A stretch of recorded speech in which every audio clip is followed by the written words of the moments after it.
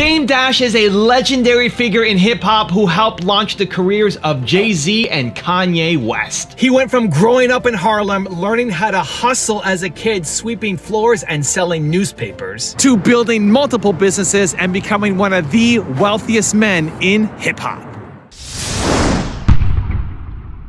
Need motivation? Watch a top 10 with Believe Nation. Top 10, I got a top 10. Got my motivation high for my top 10. Gotta learn from the wise women and men. All my life, like 9 and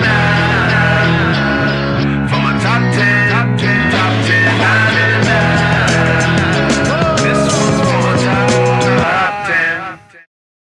Hey, it's Carmichael, and I make these videos because you are probably the most ambitious person in your circle, but you know you're capable of more, and you get that push by surrounding yourself with the best. So today, let's learn from one of the best, Dame Dash, and my take on his top 10 rules of success. Okay, let's kick it off with rule number 1, aim for experience. I think the test, and the reason why I continually keep getting tested where people keep treating me unfair, is to see if I will lose faith in people. But I'll never lose faith in people.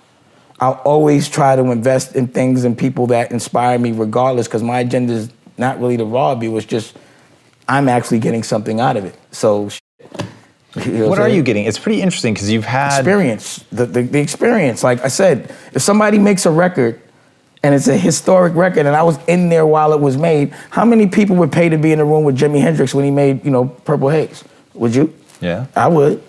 So I've been in that room a lot. I've been in a room, I got paid to be in a room that people would pay to be in while his history was made. Like, Biggie Smalls was a friend of mine, still is. He said my name in raps. Wouldn't you have paid for that? To be in the studio with Biggie or Old Dirty Bastard? I was in the studio with them. Or be in the studio with Puff when Sauce wrote Every Step, the Sting record. I was there. There's so many historic moments. The money doesn't mean shit, it's the experience. Rule number 2, be ready to make sacrifices. People read the Bible sometimes, and I think they get the message a little misconstrued. Like, the way Jesus went down was he sacrificed himself for his kids. Right. Right? So his kids didn't have to feel his pain. Right. So I looked at that like, number 1, if you're a good guy, you're getting hung up on the cross. But number 2, you got to feel some pain so that the people you love don't. Right. And it just happened from God on down. Rule number 3, think big. People expect me to get punched in the face and not to beat somebody's ass. If I get smacked, I'm punching, period. There's a time and a place for everything. But the majority of my life, as you all see, I'm laughing, I'm happy. When I get in the ring, I'm just a fearless, ferocious fighter. I want that smoke. Did that so-called scare the business?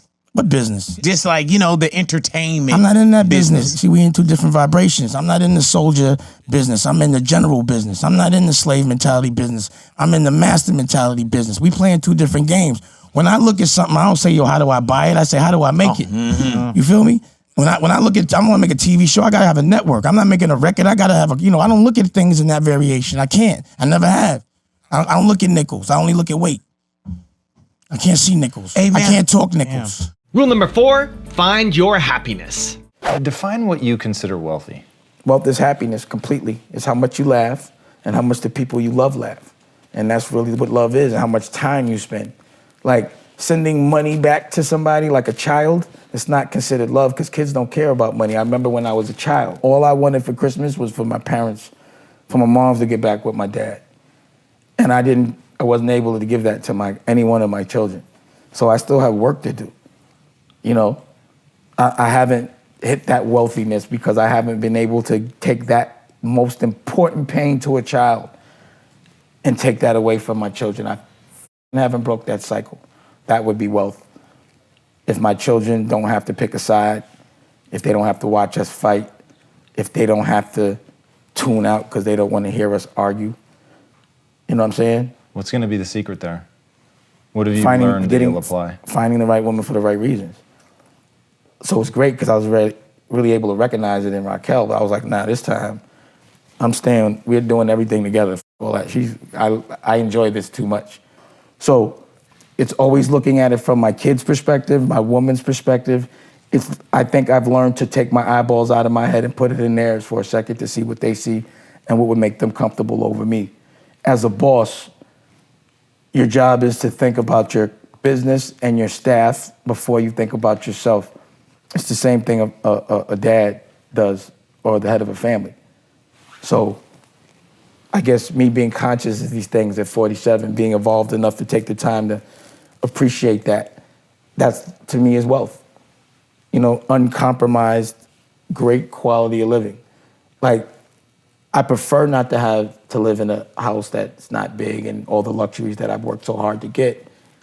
But I think every circumstance Raquel and I have been in, we've been equally happy, whether it's a big house or a studio apartment. Also, if you want to learn how to have more confidence, check out my 254 series every day for the next 254 days. I'll send you an inspiring video to help start your day for free. The link to sign up is in the description below.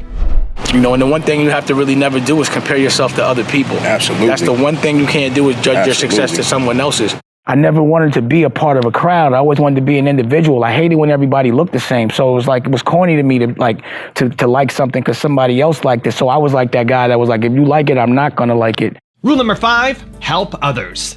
The thing that we haven't, as a culture, been able to do is practice nepotism. Yeah. We haven't been able to pass offices, but I'm proud when I walk into my spot and I got different buildings, and then I go into your spot, and you got a building, right, and we got our own companies, and our children could walk and do what they want and work just like they do for them. Facts. And it's not a color thing, it's a mentality thing. You know what I'm saying? Yeah. And as a mentality, we have to understand we're supposed to help each other. We're supposed to push each other forward. We're supposed to evolve each other. We're supposed to stick together. We're supposed to be honest. Why don't we, Dame? Why don't we? Because people are insecure. They think it's easier to pretend than to really do it. Is our culture insecure, though? Human nature is insecure. Everybody fights.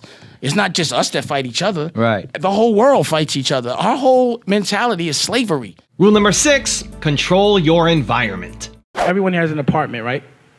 You're the boss in your apartment, right? No matter what, no matter how little it is, whether it's a big house or a little house, that space right there, you're the boss. Right. That's what your business is. That's what your life is. You create the space so you can control it. You control your environment, but you have to architect that. You want to live in a house, build it. You know what I'm saying? Nobody gonna give it to you. But once you get in that house, I don't care if the president or whoever it is, anywhere, you walk in my house, Obama, you still got to listen to me in this house. It means nothing. I'm the boss here. So you create your own house. You do what you want, make sure you enjoy it, and then you get paid for it as you sell it. You got to work harder than everybody else, but it's something you can pass to your children. It's just about controlling your environment. Right. But working a little harder to do so. Like, people think it's safe to have a job, but if somebody could fire you, how is that safe? Right. You know what I'm saying? That's a fact, yep. Period. Like, you got to be nice to somebody. If they don't like you, they can fire you. And the people that can fire you don't be owning this neither. They be supervisors. So then it becomes like political. There's no politics when you're the boss. It's my way or no way. I'm the boss. You don't take your shoes off in my house. You don't come in my house. Period. Rule number 7, take action. I show people, based on what I go through, what not to do. You know, I don't hide nothing. You know, I've signed on to making money with the people, not from the people, with the people. I'm rich, everybody eats. When I eat, everybody eats, and everyone will tell you that.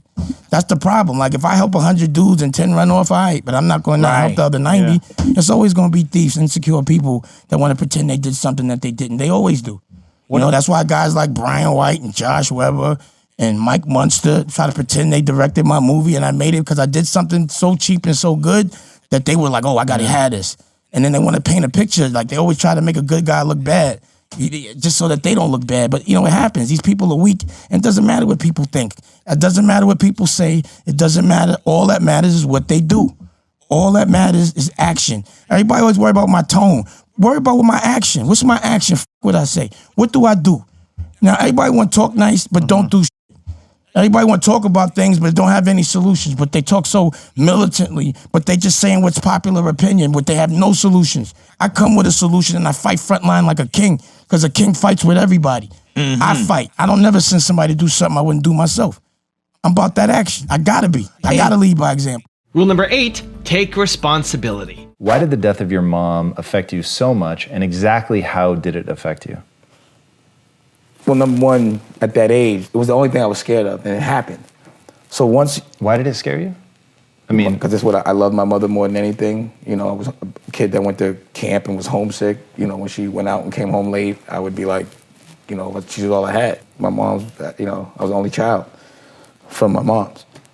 So when she died, you know, and for a child, what more do you have to be scared of, right? So when she died, I had faced my worst nightmare. So right there, I was fearless. I just wasn't scared of nothing. I just felt like if anything happened to me, I would just get to my mom quicker.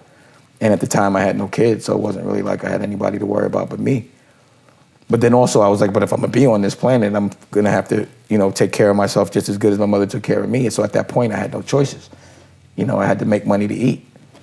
You know, I had to make money to live and buy clothes. You know what I'm saying? There was no option. Either she was gonna make me great or I was gonna make me great. Either way, I was gonna be Dame Dash. Rule number 9, be the boss.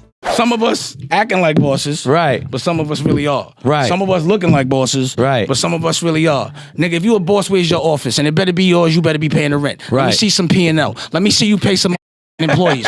Let me see you broke for a second because you ain't collect no bread. That's You know what net facts. 30 is? All of that type shit. Right. If you a boss, you know about paying and all that. You know about paying people before yourself? Right. All that. You know about every time you start a new business, like when you make a movie and like we make movies, how Yeah. long it take to get the money back? Years. Years.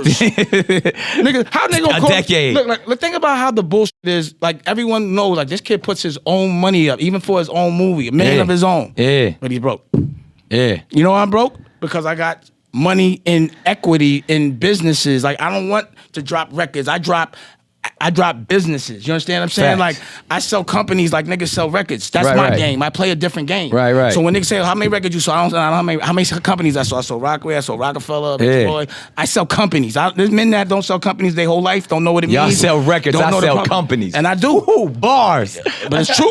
You know what I mean? That's like a real fact. You know what I mean? Yeah, yeah. And every time I sell one, that means I started from scratch. That means I Right. had to be broke. I had to feel some pain, Right. pause. I had to lose, sustain, look up, and Yeah. then go sell it and make some bread, pay off some bills, and start again. There it is. And That's then you flip, because I learned that from the street. Like, yo, I could buy something for $20 and sell it for 40. right. You know, if I break it down, I buy something for 40, break it down, sell it for 80. Right. That's just what I did. I made a record company so that I could do a clothing company so I could do a television network. Right. Flip. Next, I'm gonna flip for a And team you're or gonna something. keep going. It's hard to keep a real boss down. Now, Well, nobody never been down. See, that's Right. the thing. They can make you look a certain way. Right. But bottom line is, I don't know, man. I like when I do my Instagram, I'm not outside. I'm in the house. I'm in my office. Right. I'm not trying to front. I'm not posing. Like my Right. natural life looks like a movie. Right. So at any time, I've never had a problem. I ran around the world and opened up galleries all over the world. Like I got DD172 in Tribeca, Poppington, and Lower East Side. I got one in Burbank, one in Hong Kong, Po Hung Fong. Yeah. No one ever wants to talk about that. Right. All the cultural things. I'm the DNA of what I want the culture to be at some point, and I want us to be tasteful.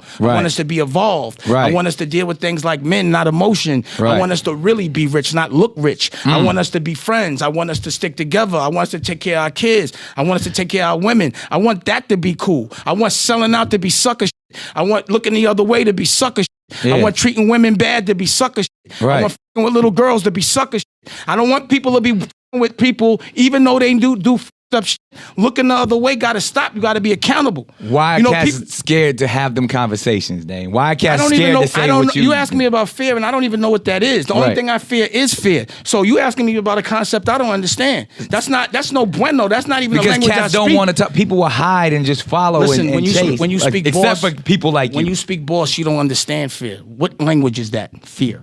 What Right. does that mean? Right. You know what I'm saying? Like, what is that? You got to translate that to me. I don't Right. even. What is that? I've never I'm understood. A boss. Bosses I don't are not speak scared. fear. You know what I mean? Like, what does that mean? You know what I'm Right. saying? Like, if you're a boss, fear doesn't even come into it. And rule number 10, the last one before a very special bonus clip, is never hustle on the crowded block. What I do is I'm a businessman, right? In any business, the more crowded it is, the harder it is to do it. So I never want to hustle on a crowded block. So regardless of what, I'm always looking to do something that nobody's doing. So all I was looking at was what's the next wave logically. It was just logically, I was paying attention. You know what I'm saying? So once I realized it, I was like, it's the internet? Like I came up with no internet, no emails, no nothing. Like I had to pay for real estate to be seen on like, cable TV or radio. But this freedom was ridiculous. And plus like, it was like, damn, if I know how to make this shit myself, like content is like currency. It's the thing that makes money forever and ever. It's like when somebody smokes a joint, the weed is gone. You got to grow more weed. When somebody looks at something, you could pay over and over again to see it, and you ain't got to keep making it. So if you make something that people see, plus when you make content, it's a commercial for everything. Right. You understand? So I just look at what people pay for and do it myself. I'm the plug. I'm never a customer on any level. So I just look at it from that approach. So I look for the future hustle and how to be the plug at it. And then from that, it all falls into pieces. It made sense with the internet that people would be buying content. It made sense with the internet like, oh, we could cut out the middleman. It made sense with the internet that if I have a voice, I could be heard uncensored. Right. I'm used to complete censorship.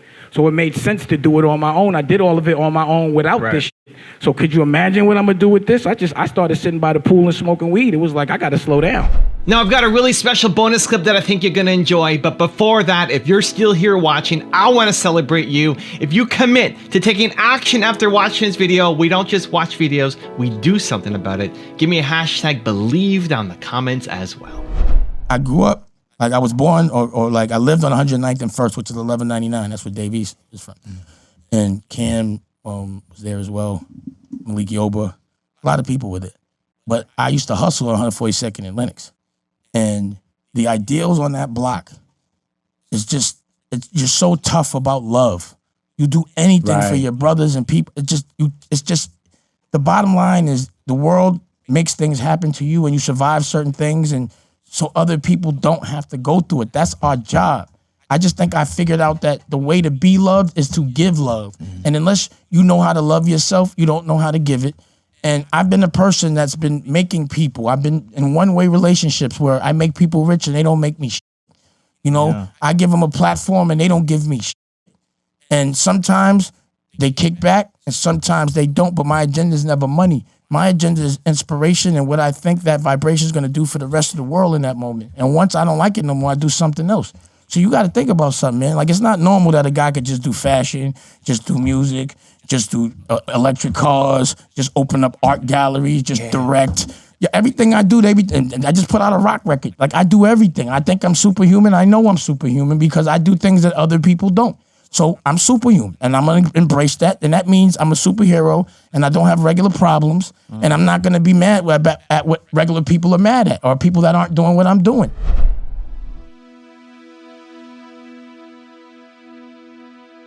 If you want another awesome video in our Black Excellence series, check out the video right there next to me. I think you'll enjoy it. Continue to believe, and I'll see you there.